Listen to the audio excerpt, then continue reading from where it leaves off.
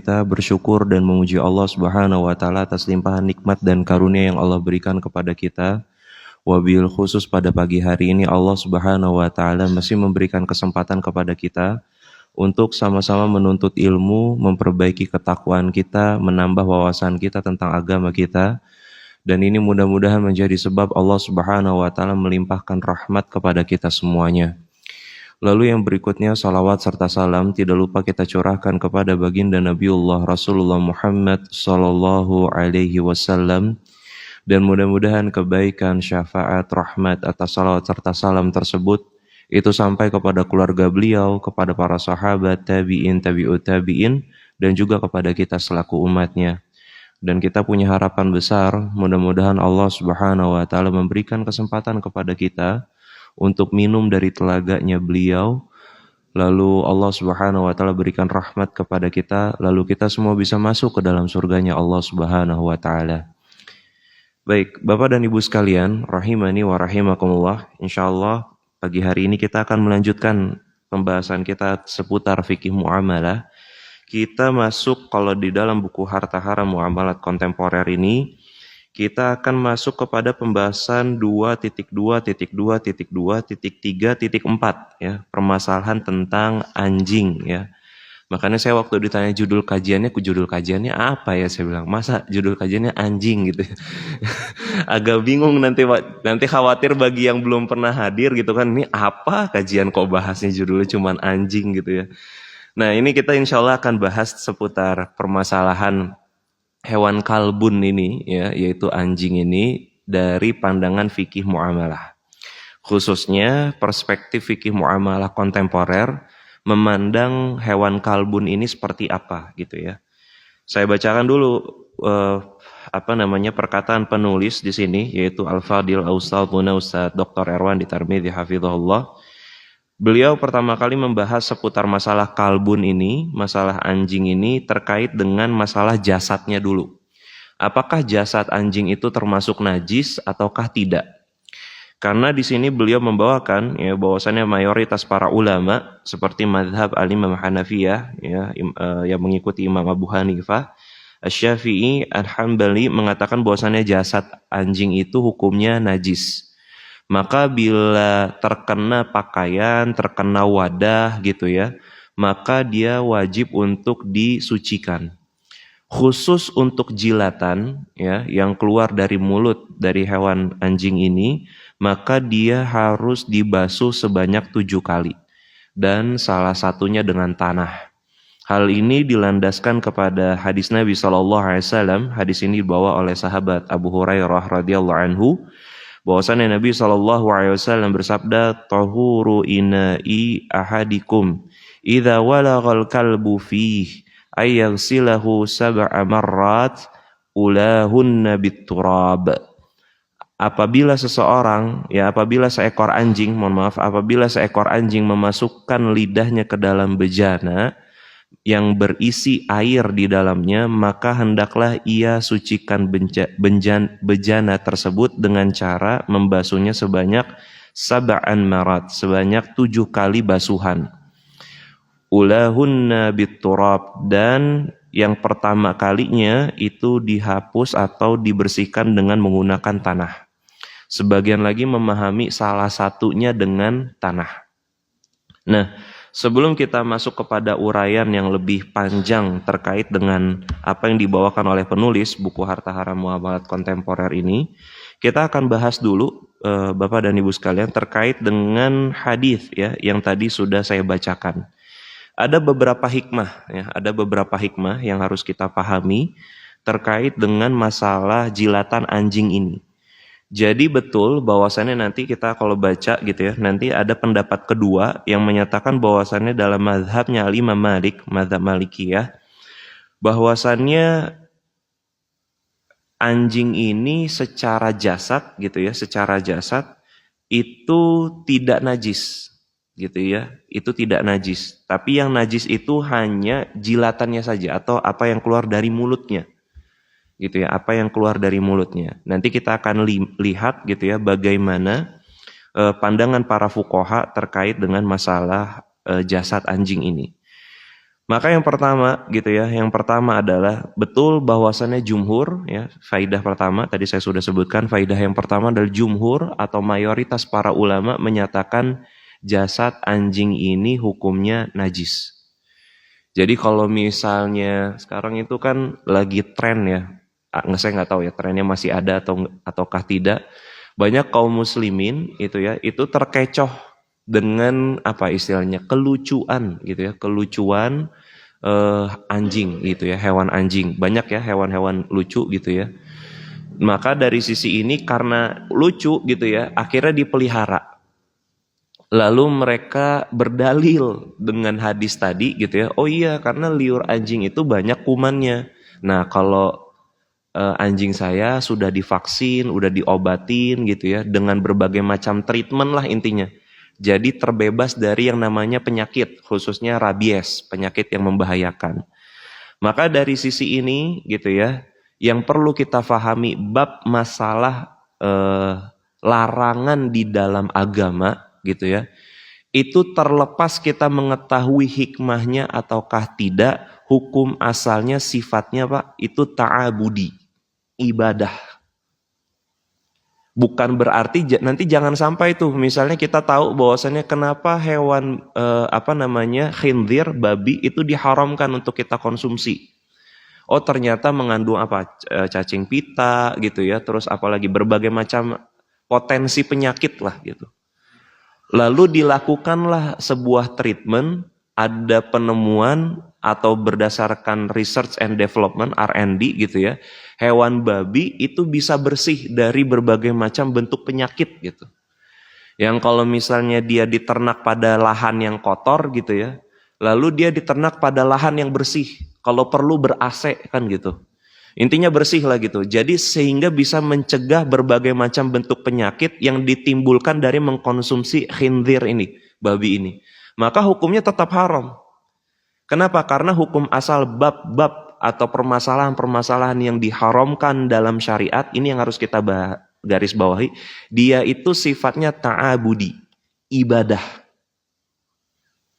Terlepas kita mengetahui hikmahnya ataukah tidak. Sama kan seperti kita sholat pagi ini, sholat subuh, 2 rakaat. Itu kan karakteristiknya adalah ta'abudi, ibadah. Bapak tahu hikmahnya kenapa 2 rakaat? Secara mendalam gitu. Karena ngantuk gitu. Ya berarti kalau misalnya sholat yang ngantuk berarti semuanya 2 rakaat gitu. Nanti kalau saya isya rada ngantuk gitu kan, maka 2 rakaat kan gak gitu. Makanya karakteristiknya ibadah itu adalah sami'na wa ta'na. Ya udah kami dengar, kami taat, begitu perintahnya, begitu jumlahnya, begitu posisinya, gerakannya, bacaannya, selesai. Maka dalam bab-bab muamalah, hal-hal yang diharamkan, hukum asalnya itu atau karakteristiknya atau sifatnya itu sifatnya adalah ta'abudi, ibadah Pak. Nah nanti salah satu hikmah gitu ya, masalah nanti menyucikan mensucikan jilatan anjing tadi dengan pasir, itu termasuk nanti bagian dari ta'abudi Pak. Jadi dengan turab tadi ya kan, dengan debu. Walaupun nanti turab ini terjemahannya cukup banyak ya, dia tidak hanya debu, dan debu ini bukan apa yang dipahami kita dulu zaman TPA Pak. Karena sebagian guru-guru kita mungkin kurang memahami gitu ya. Karena dulu waktu saya TPA, waktu saya tinggal di Depok itu diajarin debu itu cukup tempelkan aja tangan gitu ya ke tembok atau kemana, maka itu kita udah dapat debu gitu katanya. Terus diusapkan. Nah sebenarnya makna turab di sini gitu ya, yang paling mendekati itu bisa berupa pasir ataupun tanah yang meninggalkan bekas kalau di tangan kita. Bapak kalau misalnya kita dulu zaman kecil gitu ya main pasir, atau kita lagi perbaikan rumah, terus kita pegang pasir gitu kan, terus kita gini-giniin, dia kan masih, walaupun kita gini masih ada sisanya tuh. Nah itu yang kalau kita tempel gini kan ada nggak Pak bekasnya Pak? Nggak ada gitu. Nah itu maksudnya ya, yang ada bekasnya gitu. Maka dari sisi ini tanah itu diperbolehkan gitu ya, atau berupa pasir. Nah itu turab itu. Jadi bukan yang nempel gitu. Jadi misalnya karena nggak dilap seminggu gitu kan ada debu tuh. Terus kita giniin terus itu, bukan itu maksudnya ya, bukan itu. Tapi seperti tanah atau pasir yang itu kalau kena maka dia meninggalkan bekas. Nah itu turab. Nah maka dari sisi ini waktu itu saya pernah karena kebetulan kalau dulu saya waktu masih jualan kerupuk kulit ikan itu limbahnya Pak, limbah dari kerupuk kulit ikan itu kan minyak tuh. Minyak itu biar dia nggak jadi limbah sama saya dan istri itu dibuat jadi sabun. Nah beberapa relasi kami, teman-teman kami, dokter hewan itu minta dibuatkan sabun dari tanah. Gitu. Jadi bahan dasarnya ya tadi minyak tadi dan yang lain-lainnya, essence dan yang lain-lainnya. Lalu ada tanah di dalamnya. Jadi kalau misalnya mereka habis periksa hewan gitu ya, mereka bisa mensucikan tangan mereka yang bekas periksa itu pakai sabun tadi. Nah, terkait dengan minta tolong ini gitu ya, permintaan untuk dibuatkan sabun ini karena saya belum tahu ilmunya, saya tanyakan kepada para asatiz yang memahami kaidah fikihnya, pendekatan fikihnya. Maka para asatiz tersebut memberikan penjelasan kepada saya, yaitu tadi bahwasannya apa yang diperintahkan oleh Nabi SAW ini sifatnya ta'abudi. Jadi kalau misalnya tanah itu dirubah strukturnya atau bahannya jadi sabun gitu ya, maka ini bertentangan dengan perintah yang disebutkan oleh Nabi SAW. Makanya permintaan untuk dibikin sabun tanah itu kami tolak karena ternyata menyelisihi fikihnya. Jadi tetap harus memang pakai tanah. Jadi kemarin Pak siapa tuh dokter hewan gitu ya, maka harus ready tanah tuh di tempat prakteknya gitu ya. Di tempat prakteknya ready tanah gitu ya, untuk bebersih pertama kali, basuhan pertama, lalu sisanya dengan air. Lalu kalau ditutup dengan sabun dan yang selainnya boleh nggak? Boleh, yang penting ada tanahnya. Gitu ya, tanah pertama kali ya. Kadang-kadang kan sudah kena tanah terus kita mungkin khawatir gitu ya kuman-kumannya, bakterinya, setelah dengan air lalu terakhir dengan sabun tambahan boleh gitu ya. Wallahu taala alam. Jadi itu ya salah satu hikmahnya bahwasannya jumhur para fuqaha, yang pertama jumhur para fuqaha menyatakan anjing ini hewan yang najis secara keseluruhan.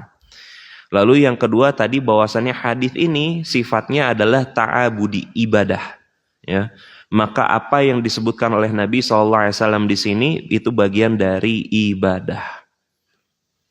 Lalu yang berikutnya terkait dengan masalah fikih yang lain, masalah hukum ya, seputar masalah jilatan anjing ini, dalam hal membasuh jilatan anjing ya, dalam membasuh hal jilatan anjing ini itu adalah pada wadah yang padat, Pak. Ya, wadah yang padat, yang keras. Gitu ya, pada wadah yang padat, yang keras gitu ya, maka dia masih berpotensi untuk kita bersihkan. Adapun yang ada potensi menyerap, misalnya kalau dulu kan kulit binatang gitu ya Pak, kulit binatang itu disamak lalu bisa jadi wadah tempat air minum. Dan ada potensi dia masuk ke dalam pori-pori kulitnya tuh. Maka kalau yang seperti ini model wadahnya, tapi kayaknya sekarang nggak ada ya. Rata-rata kan tumbler gitu ya. Kalau favoritnya ibu-ibu Tupperware, yang kalau bapak ilangin, bapak tidur di luar kan gitu ya. Hati-hati Pak ya. Itu tapi perusahaannya udah mau bangkrut Bu. Ya, udah mau bangkrut. Sedang meminta untuk dipilotkan. Ya, nggak bisa tukar lagi tuh Bu. Kalau rusak ya kan. Kan salah satu poin unique selling point mereka itu adalah bisa ganti berapa kali pun kan.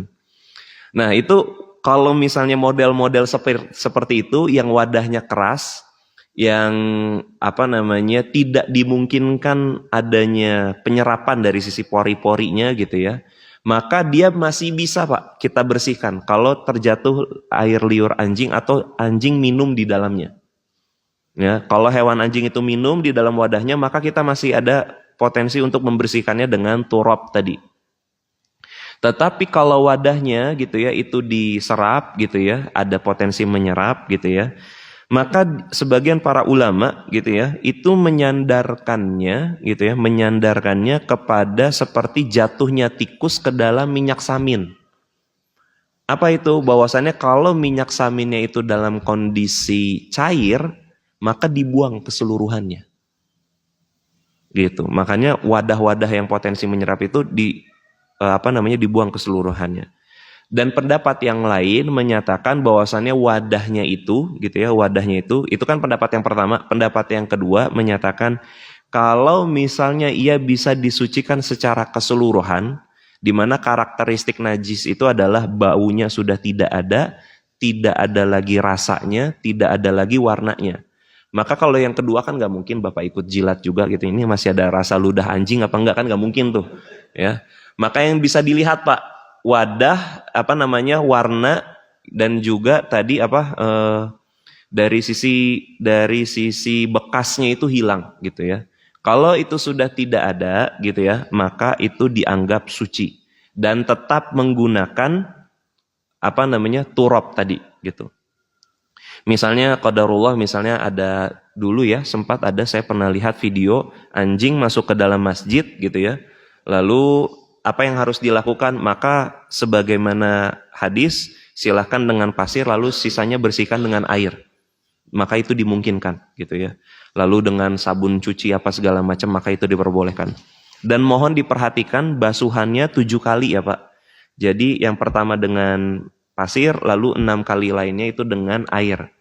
Adapun nanti setelah proses itu selesai, Bapak baru menggunakan sabun dan yang lainnya boleh. Jadi jangan nanti pakai turab gitu ya, langsung pakai sabun gitu, enggak. Ikutin dulu sesuai dengan perintah Nabi SAW, baru Bapak lakukan inisiatif sesuai dengan pertimbangan maslahatnya seperti apa.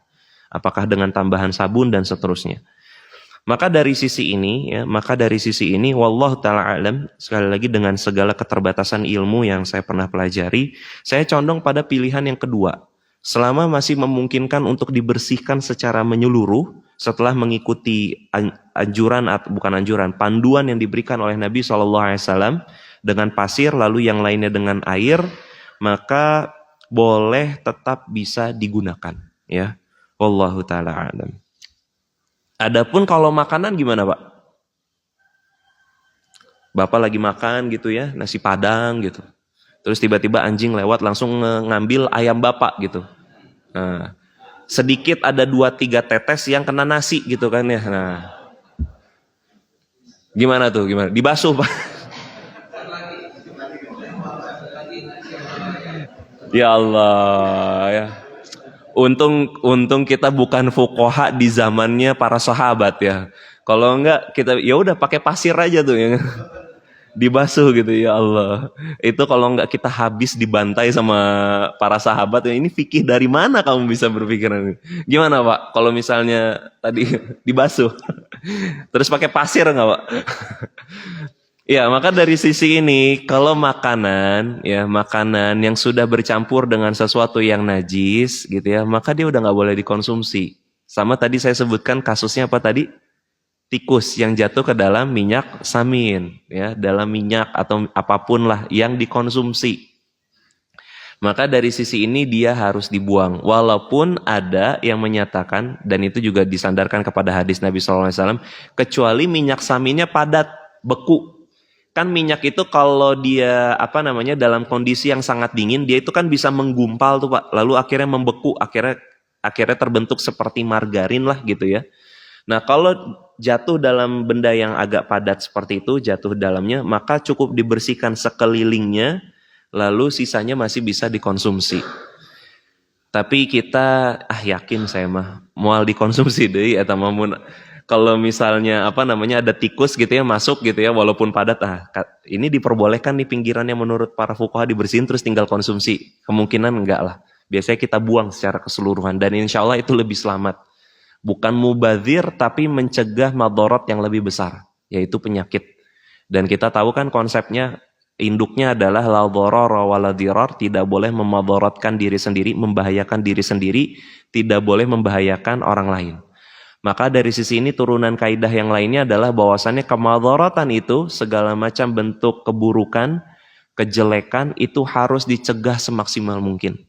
Maka dari sisi ini yang lebih selamat adalah ya udah buang aja secara keseluruhan. Maka itu berlaku kalau dalam kasus yang saya kasih contoh tadi.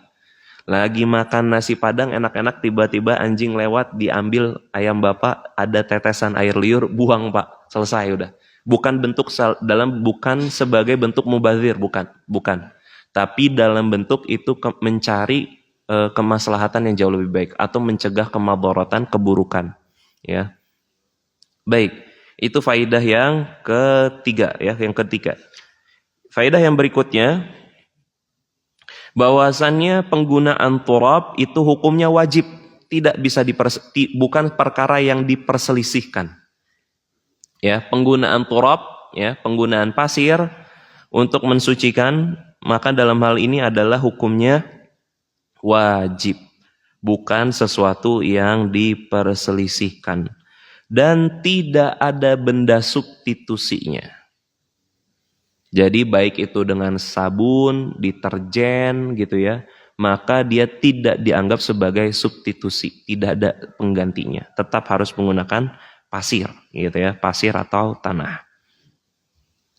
Lalu yang berikutnya, hikmah yang lain terkait dengan hadis yang tadi saya bacakan.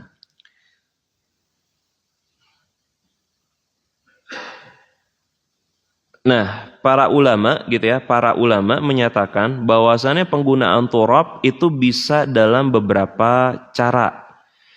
Cara yang pertama adalah dengan mencampurkan turab tadi, Pak, itu dengan air, lalu disiramkan.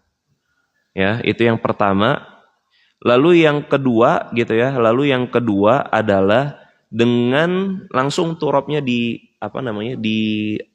dibasuhkan gitu ya, dibasuhkan ke dalam bejananya tersebut. Dan yang paling baik adalah tidak dicampur sama sekali. Jadi turabnya ya udah dicampur langsung kena benda padatnya, kita gosok-gosok gitu ya. Ya mirip-mirip kalau kita nyuci panci lah, Pak. Bapak-bapak pernah nggak nyuci panci pakai abu gosok gitu? Masih ada nggak sih, Pak, yang jualan abu gosok gitu? Ada yang di Cimarema yang lewat. Kalau di tempat saya udah nggak ada tuh, Pak. Nggak ada ya? Iya, pakai abu gosok gitu ya. Kurang lebih begitulah metodenya gitu ya. Maka dari sisi itu, ini saya tua banget apa gimana ya, masih zaman abu gosok ya? Ya pakai abu gosok gitu, kurang lebih begitu caranya. Tapi bukan diganti abu gosok ya, Pak, bukan. Tetap dengan turab tadi. Lalu yang berikutnya, hikmah yang lain. Nah, coba Bapak lihat di dalam buku Harta Haram Muhammad kontemporer ini, hadis yang ini, menjual anjing piaraan di berikutnya, di halaman berikutnya. Di sini Nabi SAW bersabda, "Man ittakhadha kalban illa kalba zar'in, illa kalba zar'in aw ghanamin aw saydin yankusu min ajrihi kulla yaumin kirat." Barang siapa yang memelihara anjing ya, selain untuk illa kalba zar'in ya, selain untuk menjaga kebun, aw ghanamin atau hewan ternak, aw saydin atau dalam rangka untuk berburu, yankusu min ajrihi kulla yaumin kirat, maka akan berkurang pahalanya sebanyak 1 kirat. Kalau tidak salah, saya lupa ya mencatatkan faedahnya. Kalau tidak salah 1 kirat ini setara dengan 2 gunung Uhud. Hari Bapak pahala sehari nyampe Pak 2 gunung Uhud, Pak? Ya nggak usah 2 gunung Uhud lah. Bukit Manglayang lah, misalnya zaman saya dulu di Bandung Timur, nyampe nggak Pak kira-kira pahala kita segitu banyak? Nah, ini kalau mereka yang memelihara anjing bukan dalam rangka kebutuhan untuk menjaga kebun, menjaga hewan ternak, dan juga untuk berburu, maka pahalanya berkurang sebanyak 1 kirat. Nah, dari sisi ini gitu ya, para ulama itu terjadi perbedaan pendapat. Ya. Maka kalau misalnya anjing, khususnya dalam hal ini adalah untuk berburu. Kira-kira kalau anjing berburu nembak, manah atau apa, Pak? Gigit ya kan, gigit ya. Ngeri juga ya kalau anjing bisa nembak gitu ya, atau pakai panah gitu. Enggak, gigit dia. Dia kita lepas gitu ya, sebagaimana disunahkan oleh para ulama, ucapkan bismillah ketika melepas hewan buruan anjing.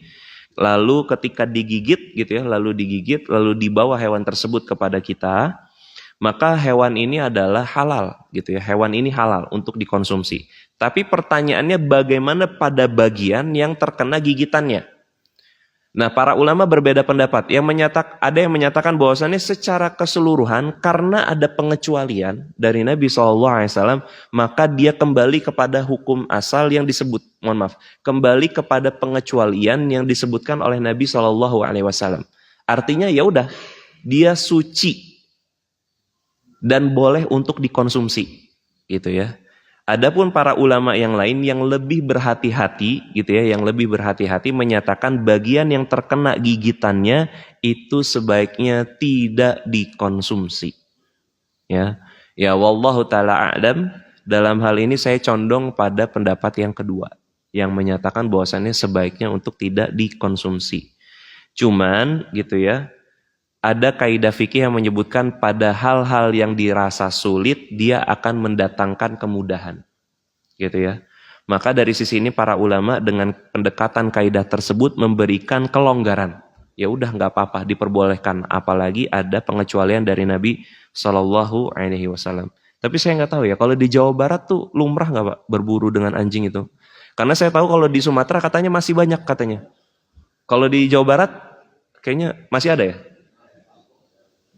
Iya, buat berburu, ya burunya ini lagi kan, apa namanya, khinzir, ya, babi. Nanti kita bahas lagi tuh, berburu babi itu hukumnya gimana. Ya, demikian pengecualiannya. Kita lanjutkan sedikit ya, terkait dengan hikmahnya, kita lanjutkan kembali. Maka dari sisi ini, gitu ya, masalah tadi hewan buruan, gitu ya, hewan buruan. Maka saya lebih memilih pendapat yang kedua sebagai bentuk kehati-hatian.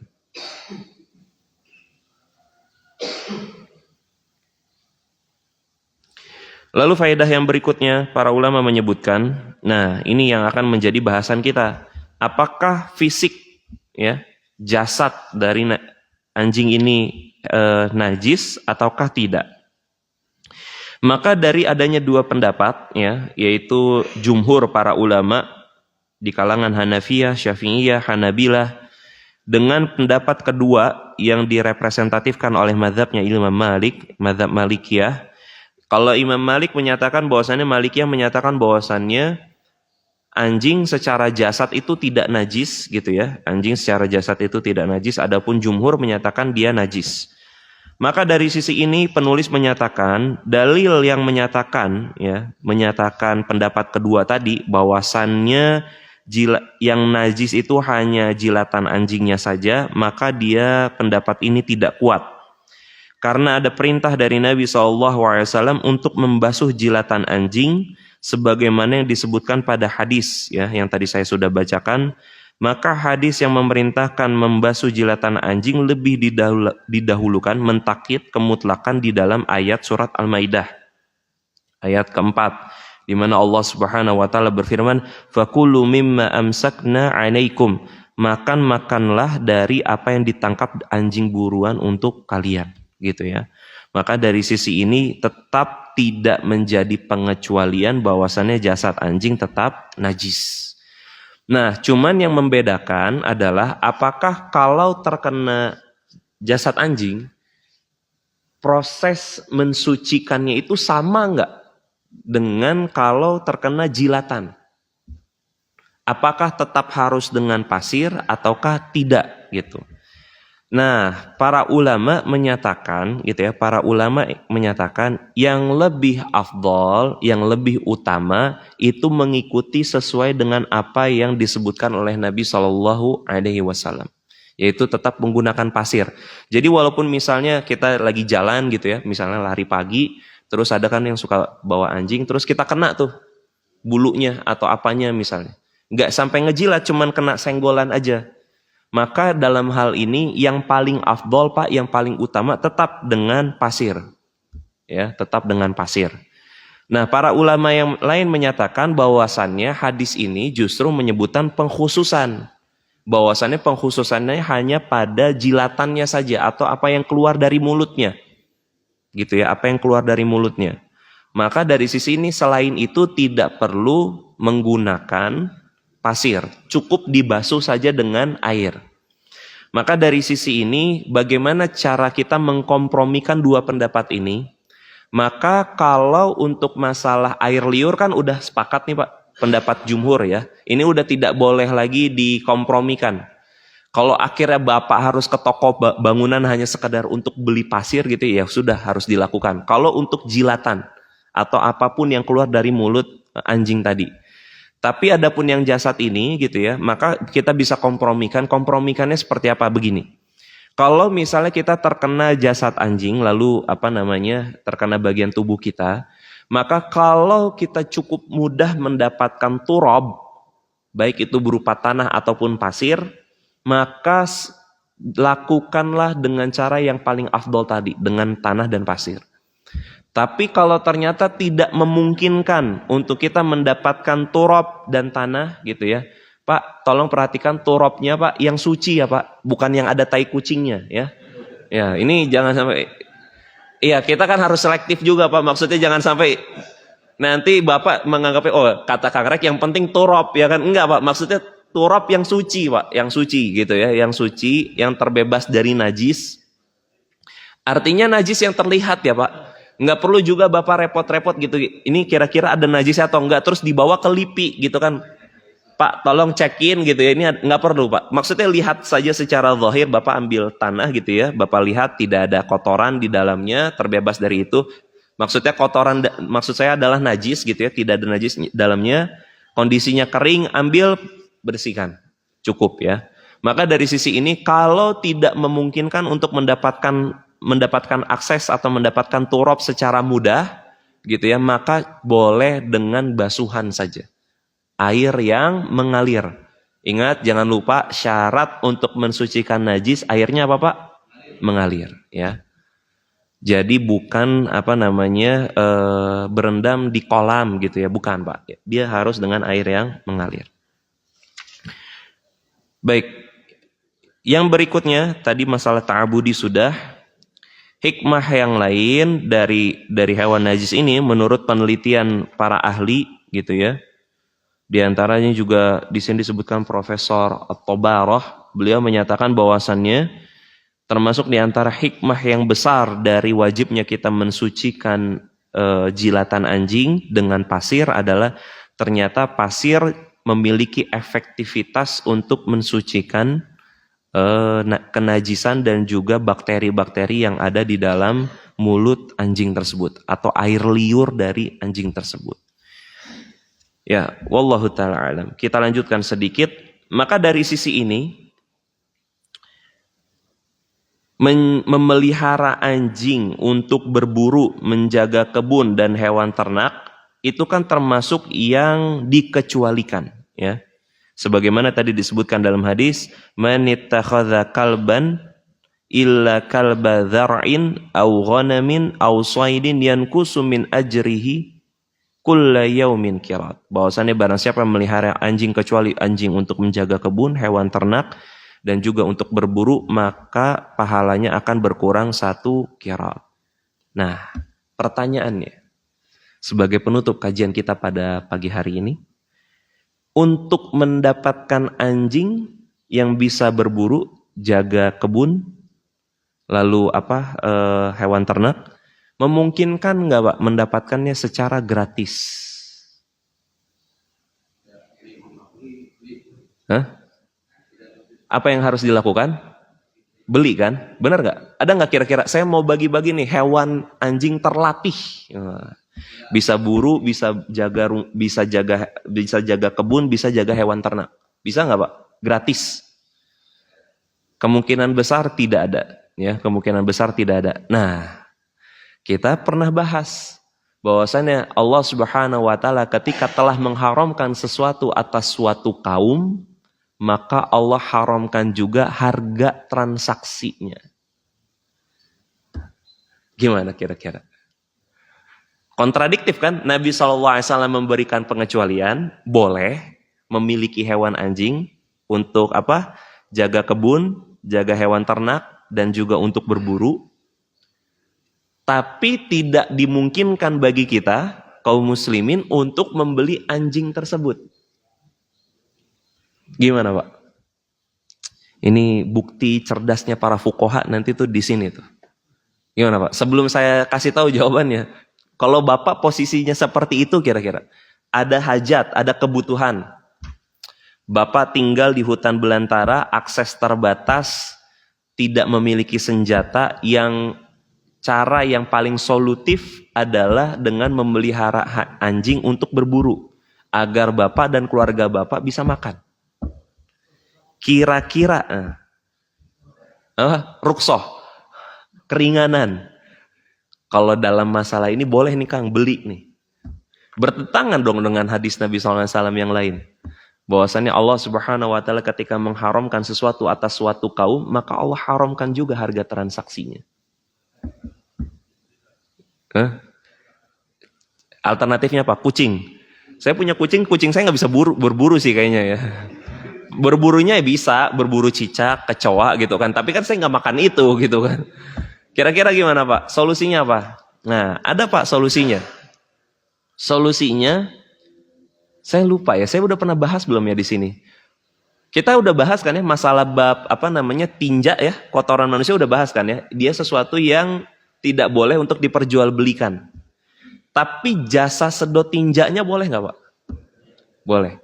Karena dalam bab jasa, dalam pendekatan ilmu fikih muamalah, bendanya, objeknya tidak harus suci. Bisa dipahami? Nah, anjing, maka dalam hal ini ya, dia bukan hewan yang suci, dia tidak boleh ditransaksikan.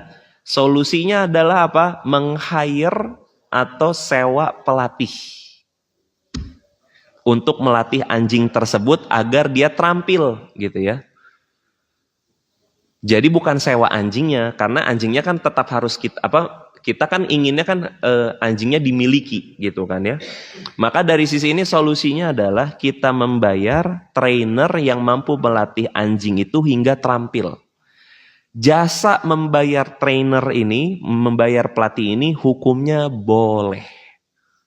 Hukumnya boleh. Nah, di sini penulis melanjutkan termasuk dalam hal ini dibolehkan atau diperbolehkan memelihara anjing pelacak karena kebutuhan akan anjing pelacak dalam mengungkap beberapa kasus kejahatan seperti penyelundupan barang terlarang, narkoba, mengungkap pelaku sebuah kejahatan kriminal dan lain-lain hingga saat ini masih dominan. Bahkan kebutuhan akan anjing pelacak lebih utama karena kebutuhan akan anjing penjaga hewan ternak hanya untuk menjaga keamanan dan harta pribadi. Sedangkan kebutuhan anjing pelacak untuk menjaga keamanan dan harta orang banyak. Dan ini selaras dengan kaidah fikih al-hajjatu tanzilu manzilata dzarurah. Terkadang keperluan atas sesuatu adanya hajat dia bisa menempati situasi darurat. Wallahu ta'ala alam, demikian yang bisa saya sampaikan. Kita punya waktu sedikit untuk bertanya jawab karena saya izin untuk selesaikan lebih awal. Silahkan bagi Bapak dan Ibu sekalian yang memiliki pertanyaan saya berikan kesempatan. Allahumma sholli wa sallim wa barik ala nabiyyina Muhammadin wa ala alihi wa sahbihi wasallam. Mangga silahkan kalau ada. Silahkan Pak, boleh duluan. Ya.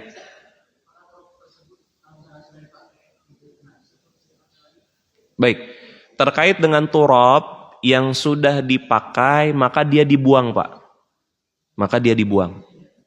Tidak digunakan kembali gitu ya, tidak digunakan kembali. Nah, lalu ketika proses dibuang lalu dia nanti bercampur dengan debu yang lain, dengan turab yang lain dan seterusnya gitu ya. Maka nanti itu disandarkan kepada hadis Nabi SAW yang lain terkait dengan perintah kepada kaum mukminah, kepada muslimah untuk menjulurkan pakaiannya sampai ke bawah. Kan kalau menjulurkan pakaian ke bawah kan dia nyeret tuh Pak. Dia kan nyeret. Lalu kan ada salah seorang ummahat yang bertanya, sahabiat yang bertanya, lalu kalau nanti terkena najis bagaimana? Kata Nabi SAW, maka tanah yang berikutnya akan mensucikannya dan terus akan begitu. Jadi kalau dia tercampur dengan kuantitas yang banyak gitu ya, lalu dia berproses sealami seperti itu, maka dia akan kembali suci Pak. Maka cukup dibuang aja. Dibuangnya juga nggak perlu sampai diplastikin gitu ya, terus taruh di tong sampah gitu, enggak. Maksudnya buang saja di tanahnya. Cukup seperti itu.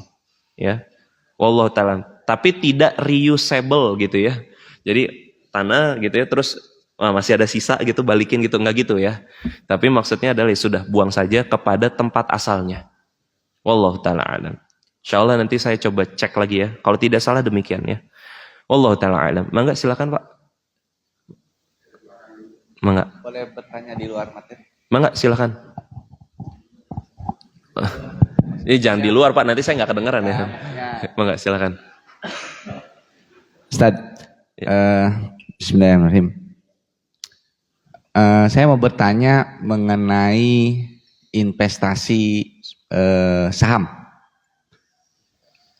Karena di pabrik saya itu beberapa karyawan yang usianya muda-muda gitu, mereka berinvest saham. Nah, dalih mereka PT-nya saya sudah sortir Pak, udah nggak ada lah yang misalnya ya misalnya bank konvensional kita nggak main Pak, maksudnya nggak, pokoknya dipilihin lah untuk produk-produknya yang memang deket di yang bisa kita lihat di warung atau di apa. Nah dia invest di situ. Cuman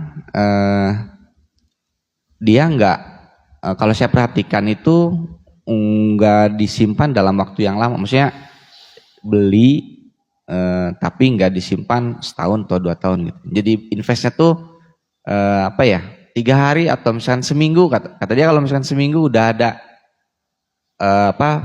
pergerakan atau apalah, misalnya udah ada marginnya, ya sudah dikeluarkan. Nah, bagaimana hukumnya, Ustaz? Makasih. Ya, baik, hatur nuhun Pak buat pertanyaannya. Ya, terkait dengan saham, apa yang dilakukan tadi, saya sepertinya menangkap bahwasannya apa yang dilakukan para anak muda tadi itu sebagai bentuk trading ya Pak, sebagai bentuk trading. Nah, yang jadi problem atau lebih tepatnya bukan problem ya, terjadinya ikhtilaf di kalangan para ahli ilmu, para asatiz, misalnya dalam hal ini antara Ustadz Dr. Erwandi Tarmidhi Hafizullah dengan DSN MUI misalnya. Maka saham itu kan dia sebagai bukti kepemilikan atas perusahaan, ya, bukti kepemilikan. Maka kalau misalnya dia bukti kepemilikan atas sebuah perusahaan, kalau dilihat dari secara secara kultur atau mungkin secara kebiasaan, kalau seseorang itu memiliki usaha, maka yang dia cari itu kan keuntungan, Pak. Nah, proses bagi hasil dari keuntungan yang diraih oleh si usaha tersebut atau perusahaan tersebut itu kan nanti ketika ada pembagian dividen, Pak. Maka ketika ini berdasarkan fakta tersebut, kalau misalnya kepemilikan saham bukan untuk mengincar dividen, tapi untuk mengincar selisih keuntungan dari beli hari ini untuk dijual di kemudian hari, maka sebagian pendapat para asatidz ada yang menyatakan ini mirip dengan yang namanya maithir, perjudian. Nah, karena mirip dengan maithir, maka dia dianggap disimpulkan hukumnya haram. Ini perspektif pandangan yang pertama.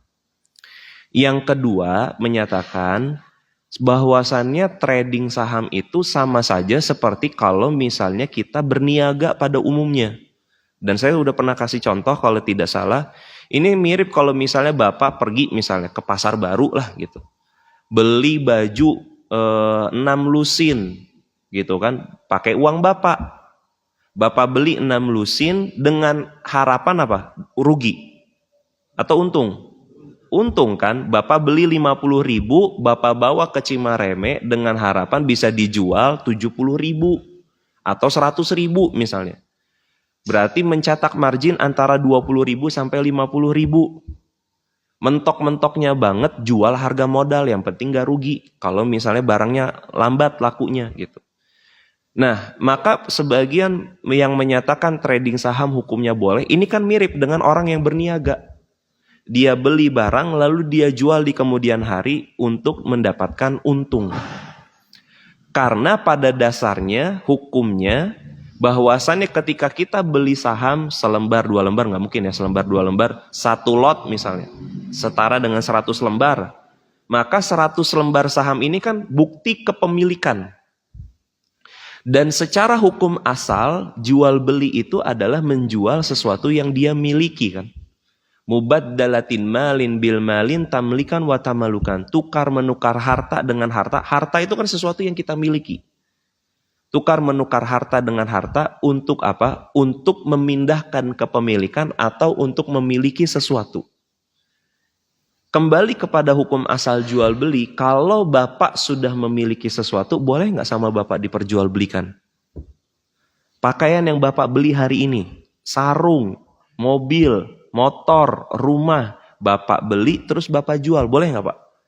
Nah, bagi mereka yang menyatakan trading saham boleh, itu mirip dengan hal tersebut. Beli hari ini untuk mencari keuntungan di kemudian hari. Apakah kita bisa mengatakan orang yang berniaga itu sama dengan berjudi? Maka jawabannya tidak. Karena judi, kaidahnya pada hari ini adalah zero sum game. Di mana ada satu orang yang untung dan pihak yang lainnya rugi. Ada yang dirugikan. Dan itu tidak berlaku bagi mereka yang berniaga kan. Bapak beli 50 ribu modalnya gitu kan. Bapak sebetulnya tidak dikatakan rugi. Kenapa? Karena aset itu punya bapak.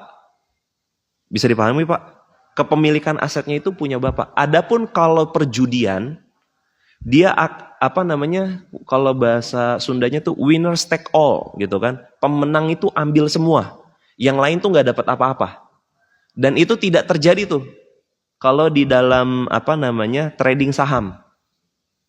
Ya memang ada aja orang yang mau beli ketika harganya murah atau orang mau beli ketika harganya mahal. Sesederhana itu. Gitu. Ini bagi yang menyatakan hukumnya boleh.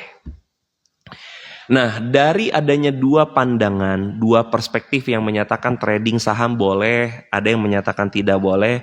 Bagaimana, apakah bisa kita dudukan situasinya agar menemukan pendapat yang pertengahan?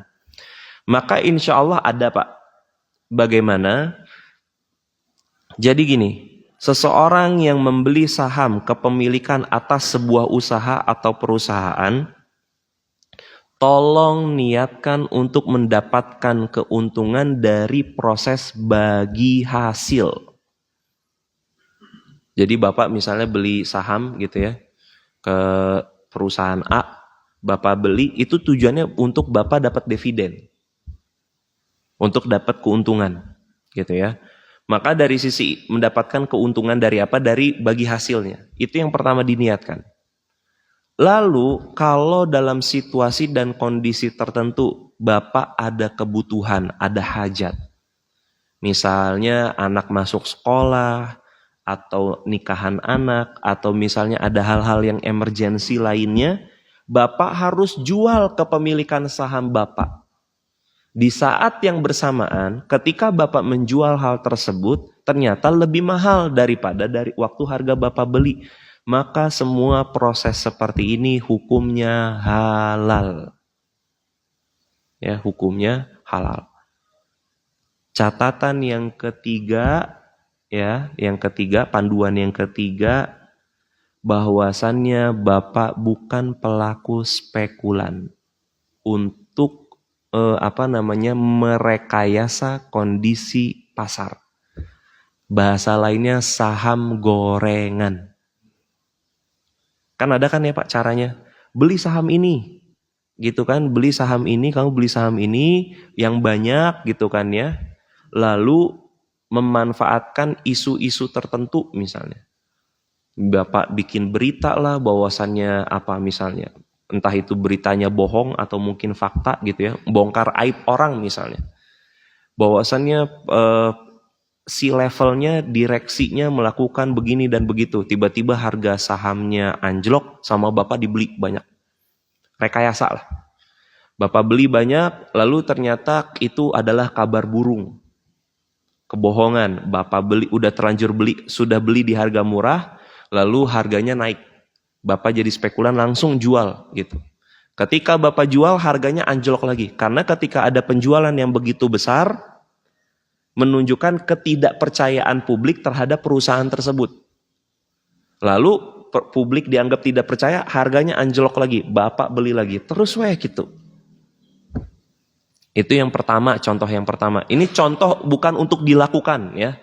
Sebagai bentuk pengetahuan. Oh, triknya gitu Kang ya. Jangan ya. Bukan ya, ini untuk pengetahuan. Yang kedua, misalnya salah satu bentuk jenis saham gorengan ya, kalau yang saya tidak salah ketahui, misalnya adalah membuat image atau membuat persona usahanya atau perusahaannya itu melebihi dari kapasitasnya. Dan ini mirip yang terjadi pada beberapa startup.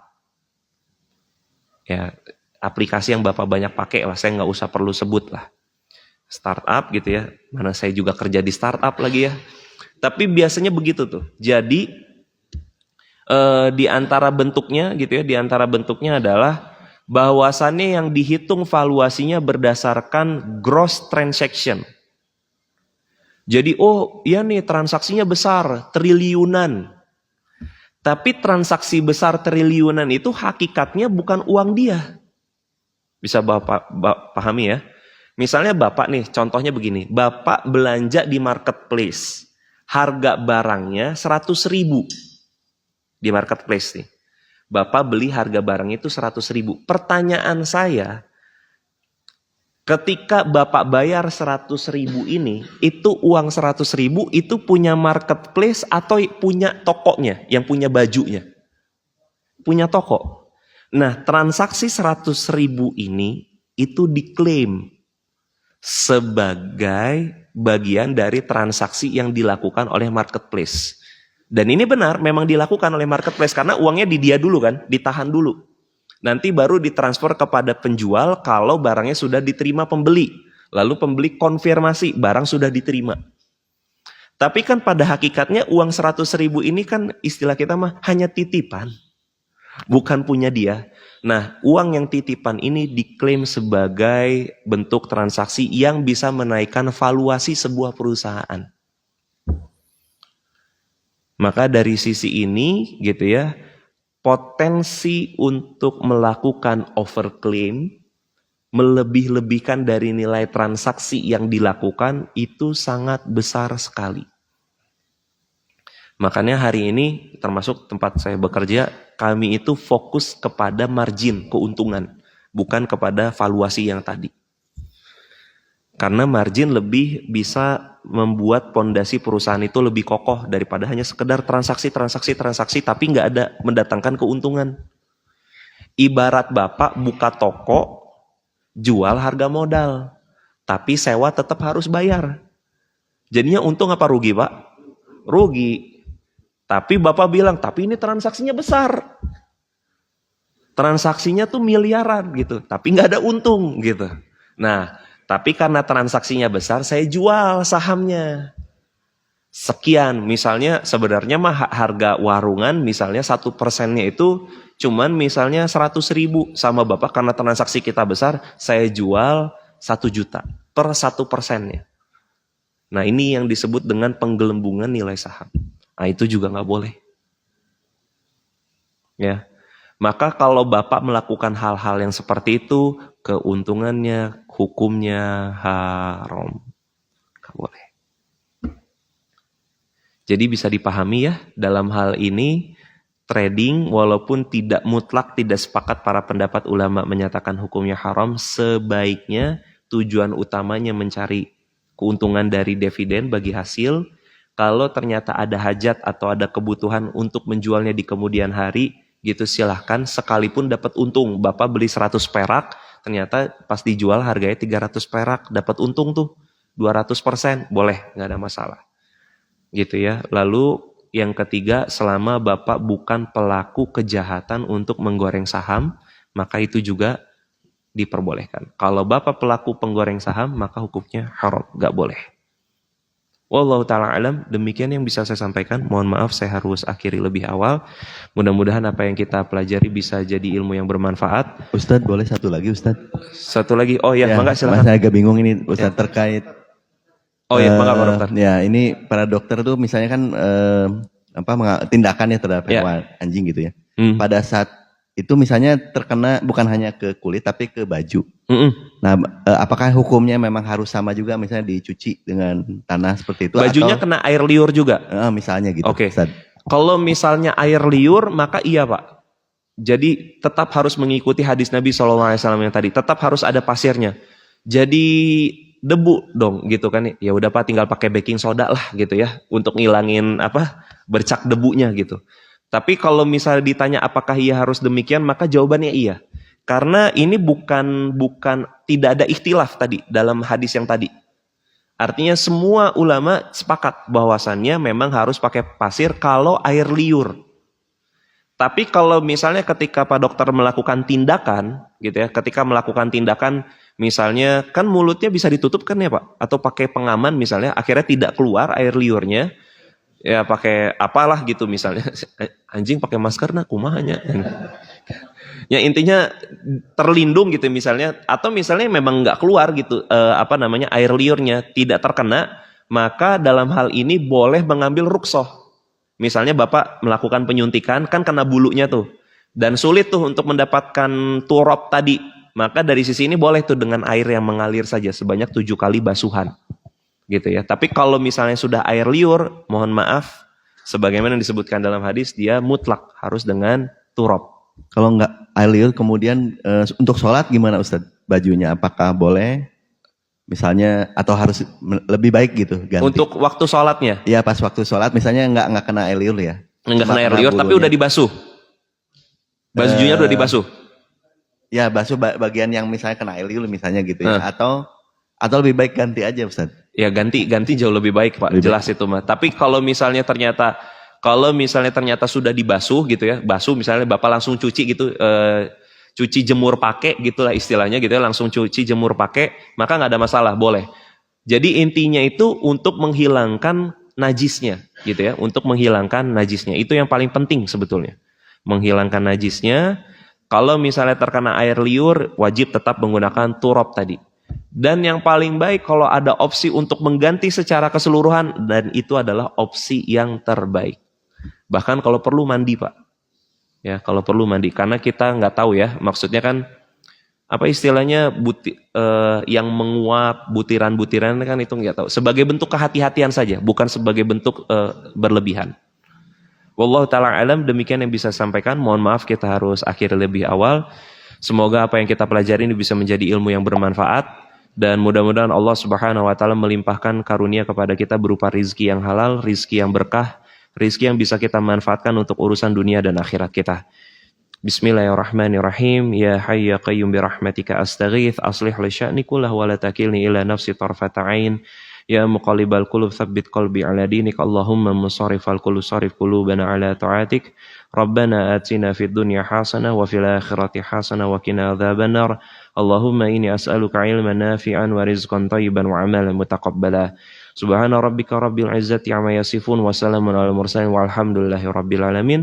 Kita akhiri kajian kita dengan doa kafaratul majlis. Subhanakallahumma wa bihamdik, asyhadu alla ilaha illa anta astaghfiruka wa atubu ilaik. Wassalamualaikum warahmatullahi wabarakatuh.